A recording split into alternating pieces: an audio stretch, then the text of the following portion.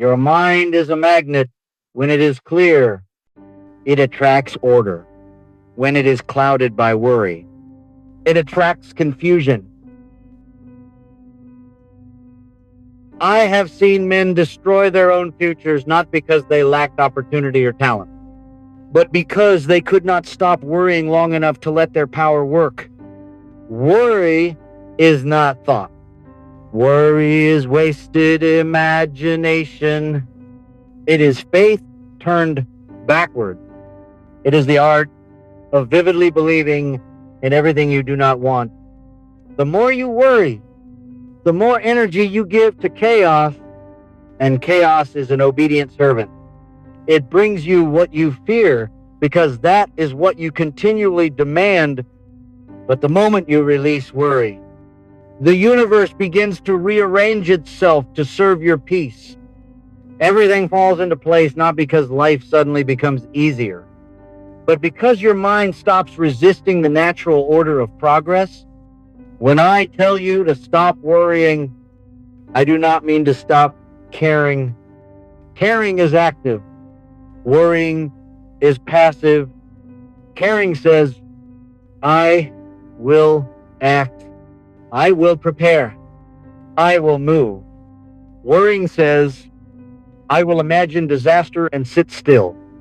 The first creates, the second corrodes. A man may have the finest plan, the noblest goal, but if he lets worry poison his mind, that goal dissolves like smoke and wind. For worry feeds on your attention, and whatever you feed grows. It is not the obstacle that ruins men. It is the endless rehearsal of defeat before it even arrives.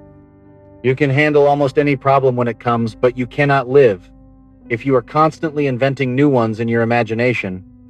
I have watched 1,000 faces of failure.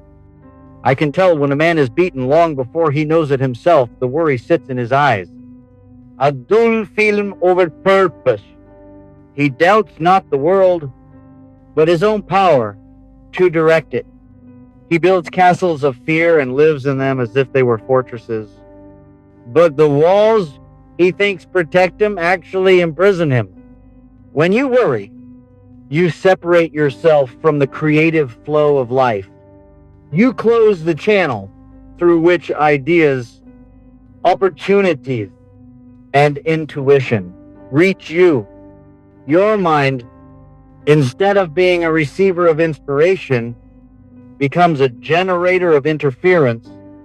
You hear only the static of your own doubt. Do you understand how costly that is? Every moment you spend worrying, you could have spent creating. Every hour spent forecasting disaster could have been used to design success. Worry convinces you that you are doing something, when in truth, you are standing still. It steals your present and mortgages your future. Yet, paradoxically, the instant you stop feeding it, your power returns. The instant you stop trying to control the uncontrollable, you begin to influence everything that matters. Worry is tension, and tension blocks flow. When the mind relaxes into faith, events begin to move in harmony again. I learned this lesson not in comfort, but in trial. There were days when I, too, wrestled with fear of loss, of failure, of ridicule. I tried to reason my way through it, but worry is not rational. It thrives in the dark corners of uncertainty. One night, exhausted from endless mental struggle, I whispered to myself, "Let go." That simple command broke the spell. The next morning, my mind was clear. Ideas began to return, and solutions appeared that had been invisible in the fog of anxiety. That was when I understood the universe had never been against me. I had been against myself. My worry had been the barrier. not the problem. Everything in this world operates under law, the law of cause and effect, of vibration, of belief. When you worry, you send out a vibration of distrust. The law responds in kind, arranging conditions that mirror your inner state. When you trust, when you expect good, when you act in faith, that law delivers opportunity. It does not fail. The world is not random. It is reflective. You do not get what you want, you get what you are. And worry turns you into the very thing you dread. Consider this. Faith and fear are identical in nature. Both are forms of belief in something unseen. Both are creative forces. The only difference is direction. Faith builds. Fear destroys. Worry is the offspring of fear. It is the belief that the worst will happen, rehearsed so often that your subconscious begins to obey. But when you shift that energy toward faith, when you believe that life is unfolding for your highest benefit, the subconscious obeys that too. You cannot hold both faith and worry in the same mind. One must bow to the other. Some people think that not worrying means being reckless or blind to danger. That is not true. Wisdom sees obstacles. Worry worships them. Wisdom prepares. Worry panics. Wisdom works. Worry waits. You were given the power of imagination not to forecast disaster, but to shape destiny. The mind is meant to be a workshop, not a torture chamber. Use it to construct, not to collapse. When you stop rehearsing worst-case scenarios, your energy returns to action, and action is the cure to almost every problem. The man who learns to trust the process of life begins to see order where others see chaos. When one door closes, he does not mourn. He looks for the next. He knows that delay is not denial, that failure is information, that adversity is instruction. He walks calmly through storms because he has learned to read them. Worry cannot survive in such a mind. It requires panic to breathe. Serenity kills it. You will find that when you quiet your mind, the very things you chased begin to find you. People, ideas, and circumstances align with the energy of your composure. It is not superstition, it is law. Let me speak directly. Your life has not gone wrong. Your thoughts have gone crooked. You have believed too much in difficulty and too little in destiny. You have trusted worry as a friend when it has been your thief. Every time you worry about the future, you rob the present of its power. You try to control what you have not yet earned the strength to handle. The irony is cruel. You cannot receive tomorrow's blessings if you are too tense to hold them. Faith loosens the grip. Worry tightens it until all that's left is frustration. To stop worrying is not to stop thinking, it is to start thinking constructively again. You must understand that your subconscious is always listening. It records every thought, every emotional tone, every internal image. When you dwell on lack, it assumes lack is what you desire. When you dwell on fear, it assumes fear is your command. It sets out to fulfill the mental orders you repeat. This is why you must speak to yourself with authority. When worry whispers, "What if it doesn't work?" answer with, "It will, because I will make it work." When it says, "You might fail," say, "Then I'll rise stronger." You train your subconscious not by logic, but by repetition. Eventually, it obeys the strongest voice in your mind. Make that voice faith. I once met a man who had lost everything his job. his savings, his confidence. He said, Hill, I lie awake every night worrying about how I'll survive. I told him, then you are programming your mind to survive, not to thrive.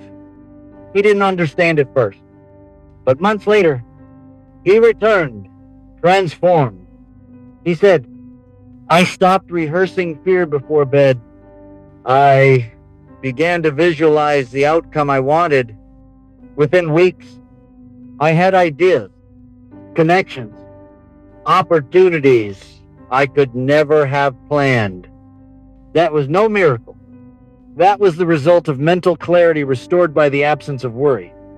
You cannot pour fresh water into a muddy well. Worry comes from the illusion of control, the belief that you must hold every thread of life in your hand. But you are not meant to control everything, only yourself. You control your thoughts, your attitude, your preparation, your action. The rest follows naturally. When you stop trying to manipulate the future through fear, the future begins to cooperate with your faith. Have you noticed that the best opportunities appear when you are calm, not frantic? That inspiration visits when you are peaceful, not panicked. That is not coincidence. That is consciousness aligning with flow.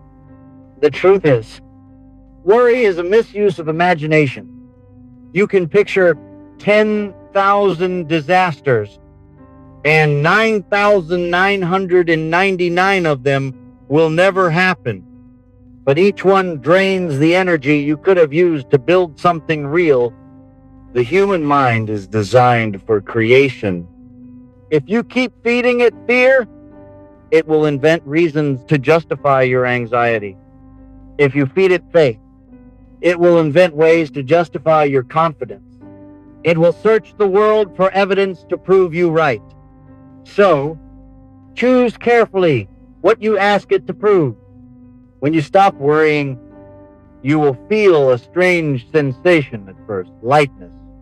It will feel almost irresponsible, as though you've neglected your duty. That's because you've been conditioned to believe that worry equals care. It doesn't. Worry is the counterfeit of responsibility. True responsibility is thought followed by action. The moment you replace worry with purposeful motion, the illusion breaks. You feel clarity, control, and calm. You realize that most of your suffering was self-authored. Here is what happens next. Once you cease feeding worry, your intuition awakens. You begin to sense what step to take next without force. The right people cross your path. The right timing appears. Problems begin solving themselves because your energy is no longer tangled in panic. That is what people mean when they say things fell into place. Nothing magical, only a mind free of interference. The same law that brings chaos when misused brings harmony when obeyed. I tell you this because I've lived it. I have known what it means to stare at the ceiling in the dead of night, every doubt clawing at my peace. But I have also known the relief that comes when you finally let go. When you say, I trust the process, and mean it. When you replace the question, what if it goes wrong with?